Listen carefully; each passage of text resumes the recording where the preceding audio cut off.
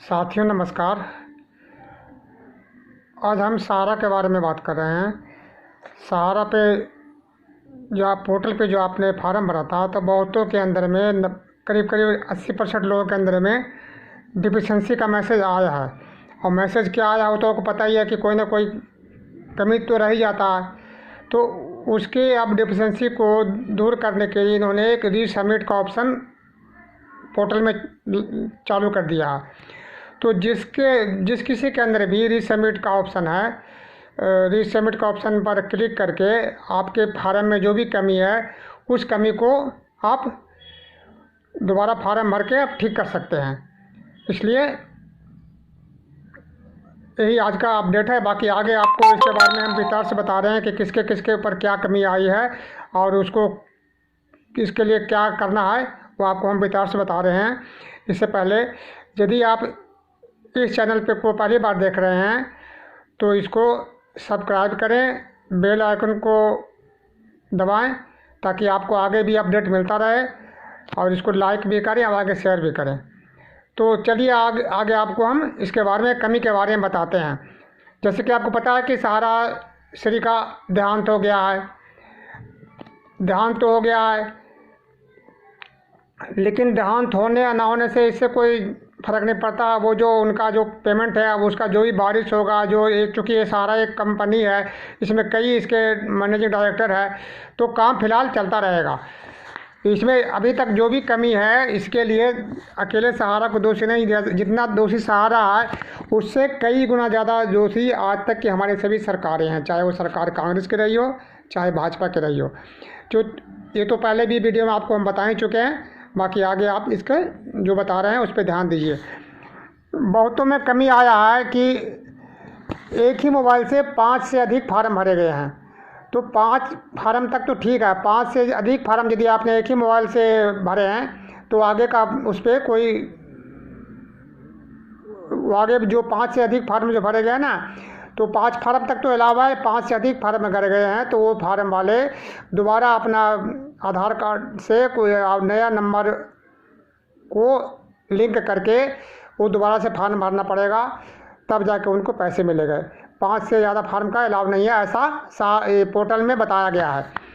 दूसरा है, बहुत लोगों को कोई ना कोई गलती हो गई है, जैसे कोई एक आध मेंबरशिप नंबर में या अकाउंट नंबर में कोई गलती हो गई है, तो वो गलती है तो उसको दोबारा से आप अपने जो फार्म जो लोड किया है उस पर आप उसको मिलाइए अपने बॉन्ड पेपर से, और जो आपने फार्म भरा है उस पर जो जिस पे आपने साइन करके सबमिट किया था उस दोनों को मिला कर देखिए उसमें कोई कमी तो नहीं है।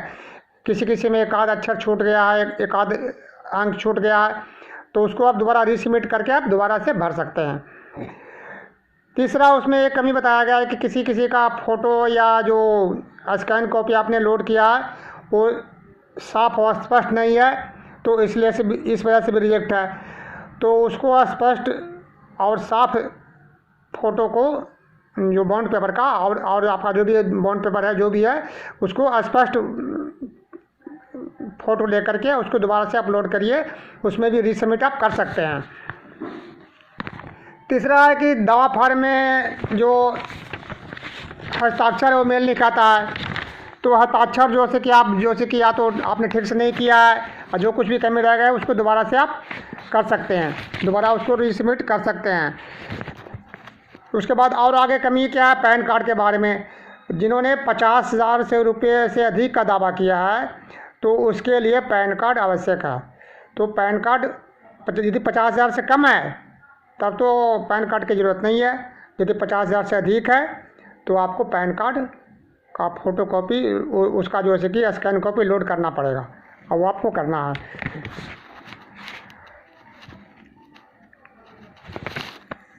कुछ में ये मैसेज आया है कि सोसाइटी ने एक से अधिक सदस्यता ली है या उनके सोसाइटी के द्वारा भेजे गए प्रूफ में और आप में जो आपने जो भेजा है दोनों आपस में मैच नहीं कर रहा है।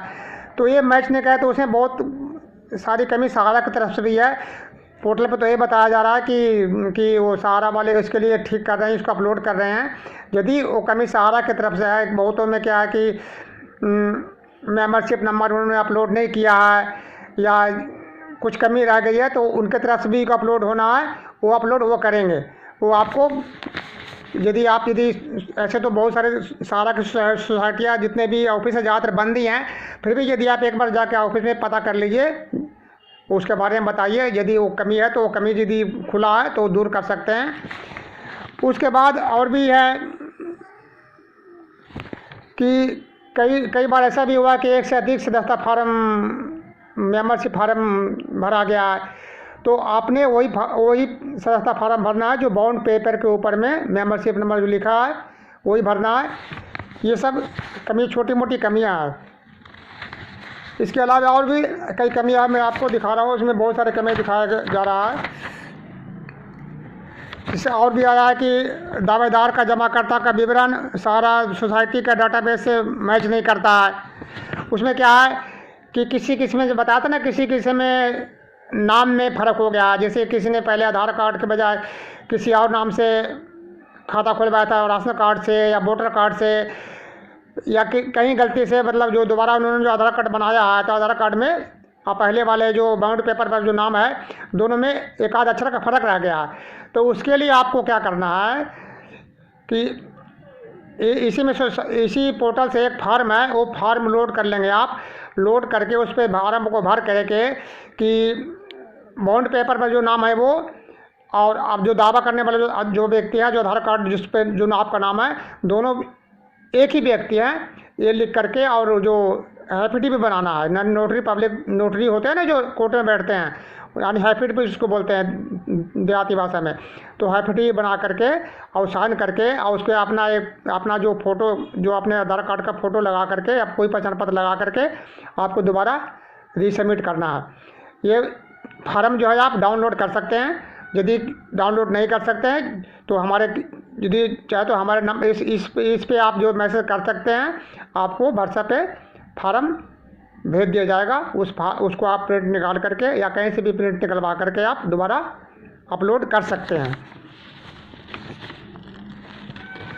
बहुतों में गलती क्या है कि जो मैच्योरिटी अमाउंट भर दिया है, एक्चुअल में जो अमाउंट जो आपके बॉन्ड पेपर पर लिखा हुआ है जितना आपने पहली बार जमा किया था, और मैच्योरिटी अमाउंट अलग है। तो यदि आपने मैच्योरिटी अमाउंट भर दिया तो उसका भी रिजेक्ट हो गया, तो अपने दोबारा उसको दावा अमाउंट जो आपने जमा किया वही अमाउंट भरना है इनके अनुसार। अब आगे इनकी क्या प्लानिंग है तो ये बताएं, लेकिन इनका यही कहना है कि जो मैच्योरिटी अमाउंट जो भर दिया गया है तो वो गलत है। जो दावा अमाउंट यानी कि जितना पैसा आपने पहले जमा किया था उस डेट में, शुरू में जब जमा किया था, तो वो जो अमाउंट है आपको वही अमाउंट भरना है। इस वजह से ही बहुतों का फार्म बता रहे हैं कि रिजेक्ट हुआ है। या इस तरह से और भी कई कमियां जो आपको एक एक मैं बता रहा हूँ। मैं इसका प्रिंट निकाला हूँ। हाँ, एक और इसमें कमी है।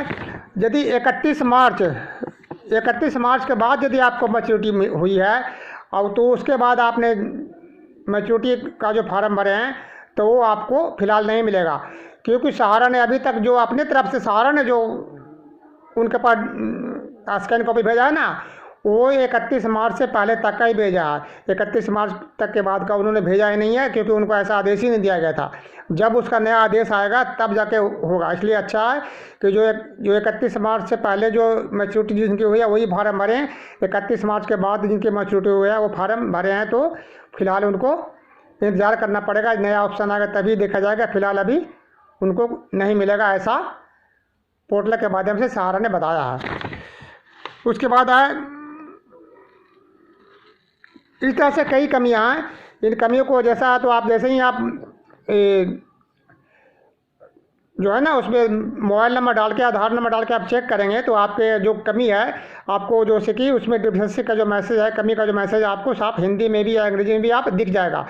उस कमी के अनुसार दोबारा आप रीसबमिट का जो ऑप्शन है उस पर रीसबमिट पर क्लिक कर करके दोबारा से फार्म भर सकते हैं। इस तरह से आपको मौका दिया गया। उसके फार्म भरने के बाद दोबारा आपको खाते में आएंगे 10,000 ही। आगे क्या होता है, आगे ये क्या देते हैं, इनकी क्या प्लानिंग है, ये तो सरकार ही बताएगी। लेकिन फ़िलहाल आगे 10,000 रुपया ही आएगा। आगे सहारा के पास जो अभी मृत्यु के बाद भी उनको जो 25,000 करोड़ रुपया जो जमा है, एक्चुअल में अमित शाह ने तो यही कहा था कि वो पैसे हम दोबारा, हम ये पैसे बांटने के बाद दोबारा हम सुप्रीम कोर्ट जाएंगे या उन दोबारा से पैसे मांगेंगे। अब देखिए आगे इनकी क्या प्लानिंग है, क्या करते हैं। इनकी नीयत, सरकार की नीयत ठीक होगी तब तो करेंगे, क्योंकि सरकार की नीयत पर भी मुझे संदेह लग रहा है कि बहुत से न्यूज में ऐसे खबरें भी आ रहा है कि वो 25,000 करोड़ रुपया है जो उन निवेशकों के लिए दिया गया था जो जिन्होंने अभी तक दावा ही नहीं किया। यानी 2012 से पहले जो सहारा रियल एस्टेट और सहारा कमर्शियल कॉरपोरेशन में जो पैसा जमा किया था, ये उनका पैसा है। तो चूँकि 138 करोड़ रुपए ही मात्र जमा किया, सेबी ने अभी तक बांटा, बाकी सेबी का कहना है कि उनके पास कोई दावेदार ही नहीं आया है। लेकिन इनको अक्ल को अंधों को समझा कौन? ये इनको पता होना चाहिए, शायद इनको पता होगा भी या नहीं पता करना चाहते हैं कि जब भी सहारा रियल एस्टेट और सहारा कमर्शियल जब बंद हुआ था तो एजेंटों के माध्यम से सारे पैसे दूसरे सोसाइटी में ट्रांसफ़र कर दिए गए थे। तो ट्रांसफ़र कर दिए गए थे तो उनका तो वहाँ रिकॉर्ड है, लेकिन अब वो तो रिकॉर्ड अब जो नई सोसाइटी में है वहाँ तो अब दावा कर नहीं सकते, क्योंकि वो तो पैसा वहाँ आपको क्लोज दिखा दिया गया और वो आपको पैसे को दूसरे सोसाइटी में ट्रांसफ़र कर दिया गया। तो निवेशक वही है, सोसाइटी बदल गए हैं, इंसान वही है लेकिन निवेशक वही है, लेकिन सोसाइटी अब दूसरी नाम से हो गया है। तो सरकार की निगाह उस 25,000 करोड़ पर है कि चूँकि ये पैसा लावारिस है तो क्यों ना सरकार इसको अपने खाते में जमा कर ले।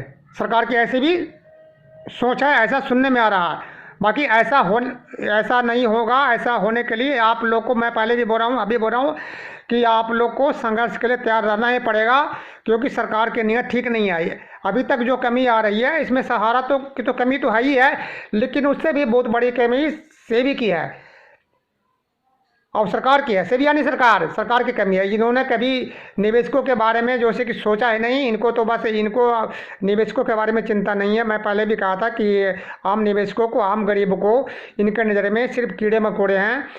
इनके नज़र में तो अडानी, अंबानी, टाटा, बिरला जैसे बड़े बड़े उद्योगपति घराने हैं, वही इंसान है। बाकी तो आप इनके जैसे ऐसी हैं, कीड़े मकोड़े हैं। सिर्फ इनको तो सिर्फ वोट के समय याद आता, बाकी समय आपका याद नहीं आता। तो दोस्तों आज की वीडियो में इतनी। जैसे भी आपको नई कोई अपडेट आएगा हम बताते रहेंगे, और किसी भी तरह का आपको ज़रूरत है हेल्प की तो आप इस पर आप मैसेज करके बताएंगे। आपको जहाँ तक हो सकेगा हम संभव मदद करेंगे। जय हिंद।